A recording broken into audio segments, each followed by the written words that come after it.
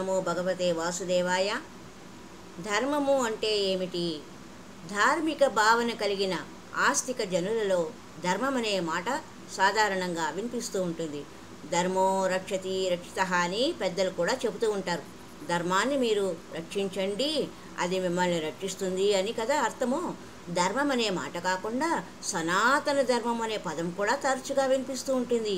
ఈ మాటలు అసలు విషయం తెలుసుకుంటే జీవితం స్వర్గతుల్యమే అవుతుంది. భగవద్గీత కూడా ధర్మక్షేత్రే అనే పదంతోనే ప్రారంభమైనది. అసలు ధర్మం అనేది ఎవరికి?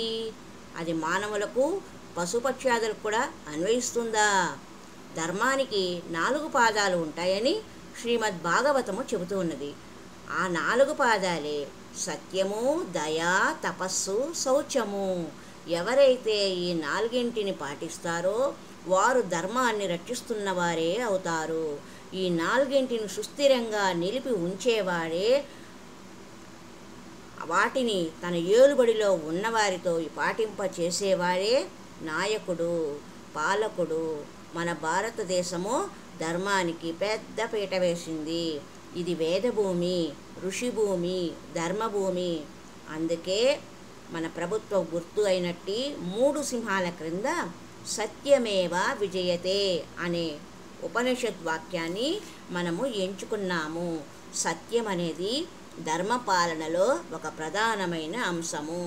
కాబట్టి ఏ మానవుడైతే సత్యాన్ని పలుకుతూ దయను కలిగి మాంసభక్షణ చేయకుండా జీవిస్తూ తపస్సుతో జీవితాన్ని పునీతం చేసుకుంటూ శౌచము ద్వారా అంతర్బాహ్యాలలో నిర్మలంగా ఉంటారో అతడు నిశ్చయంగా ధర్మాత్ముడే.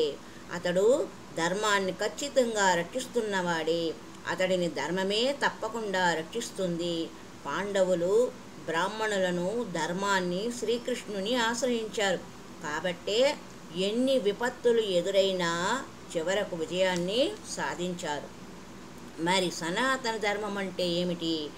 అది సనాతనం అంటే ఆది అంతము లేనిది అని అర్థము. సనాతనమైనది ఆత్మయే కాబట్టి ఆత్మధర్మమే సనాతన ధర్మము అవుతుంది. ఆత్మ భగవదంశ.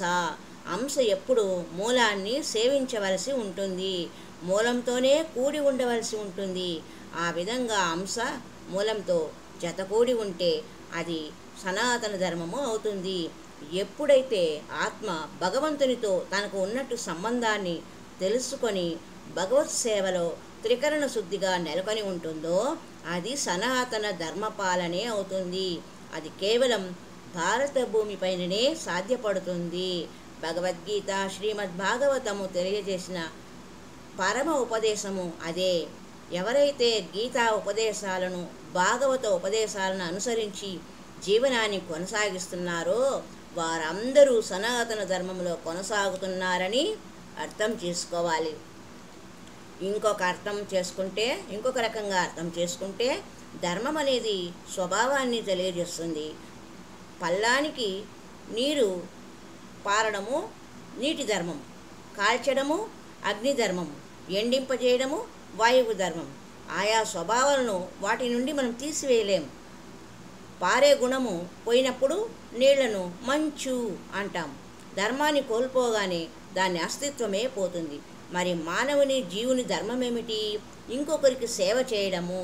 తనను భగవద్ అంశమని తెలుసుకొని ఎవరైతే భగవత్ సేవను, భగవద్ అంశలైన జీవుల సేవను చేస్తున్నారో ధర్మంలో నెలకొన్నవారే అవుతారు. అతడు ఎల్లప్పుడూ ధర్మము చేత రక్షింపబడతాడు, సురక్షితముగా ఉంటాడు. హరి ఓం తత్సత్.